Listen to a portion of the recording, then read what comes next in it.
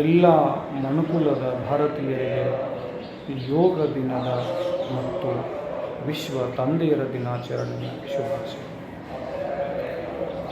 ಇಡೀ ವಿಶ್ವವೇ ಭಾರತದತ್ತ ತಿರುಗಿ ನೋಡುವ ಸುದಿನ ಇಂದು ಜೂನ್ 21, ಅಂದರೆ ಯೋಗ ದಿನಾಚರಣೆ. ಅದಕ್ಕೆ ಒಂದೇ ಒಂದು ಪದದಲ್ಲಿ ಹೇಳಬೇಕಂದ್ರೆ, ಸ್ವಸ್ಥದೊಳಗೆ ಮಸ್ತ್ ಬದುಕಬೇಕು ಅಂದ್ರೆ ನಾವು ನೀವುಗಳೆಲ್ಲ ಯೋಗ ಎನ್ನುವಂಥದ್ದನ್ನು ಮಾಡಬೇಕು. ನಮ್ಮ ಆರೋಗ್ಯವನ್ನು ನಾವು ಕಾಪಾಡಿಕೊಳ್ಳಲು, ನಮ್ಮ ಆರೋಗ್ಯವನ್ನು ನಾವು ಸುಧಾರಣೆ ಮಾಡಿಕೊಳ್ಳಲು ಈ ಯೋಗವನ್ನು ಮಾಡಬೇಕು. ಯೋಗ, ಧ್ಯಾನ ಎಲ್ಲ ಮುಂತಾದ ಕ್ರಿಯೆಗಳನ್ನು ಮಾಡ್ತಾ ಹೋದಾಗ ನಾವೆಲ್ಲ ಆರೋಗ್ಯವಾಗಿರಲು ಸಾಧ್ಯ. ಅದಕ್ಕೆ ಮತ್ತೊಮ್ಮೆ ಎಲ್ಲ ಭಾರತೀಯರಿಗೆ ಆರೋಗ್ಯವಾಗಿರಲು ಯೋಗದ ಮೊರೆ ಹೋಗೋಣ. ಎಲ್ಲರಿಗೂ ಯೋಗ ದಿನದ ಶುಭಾಶಯ. ಇನ್ನೊಂದು ಬಹುಮುಖ್ಯವಾಗಿರ್ತಕ್ಕಂಥದ್ದು ಈ ದಿನ ಅಂದರೆ ವಿಶ್ವ ತಂದೆಯರ ದಿನಾಚರಣೆ. ಎಲ್ಲ ವಿಶ್ವದ ತಂದೆಯರಿಗೆ ತಂದೆಯ ದಿನಾಚರಣೆಯ ಶುಭಾಶಯ. ಮನುಕುಲಕ್ಕೆ ಅಥವಾ ಇಡೀ ವಿಶ್ವಕ್ಕೆ ತಂದೆ ಎಂದರೆ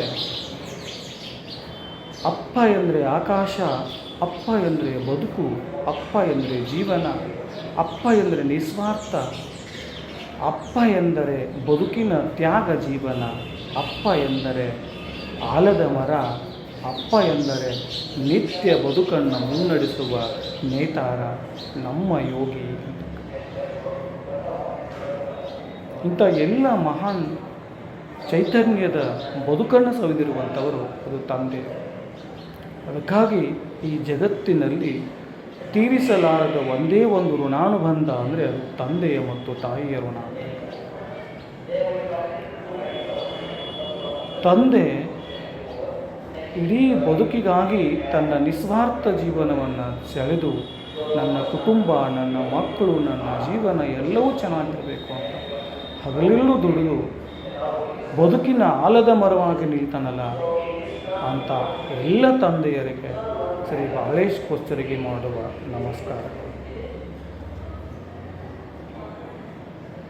ಹಾಗೆ ಎಲ್ಲ ಮಕ್ಕಳು ಈ ದಿನ ನಾನು ಬೇಡ್ಕೊಳ್ಳೋದಿಷ್ಟೇ, ಯಾವ ತಂದೆ ತಾಯಂದಿರನ್ನೂ ಕೂಡ ದಯವಿಟ್ಟು ಅನಾಥಾಲಯಕ್ಕೆ ಬಿಟ್ಟು, ವೃದ್ಧಾಶ್ರಮಕ್ಕೆ ಬಿಟ್ಟು ನಿಮ್ಮ ಜೀವನವನ್ನು ಮಾಡಿಕೊಳ್ಬೇಡಿ.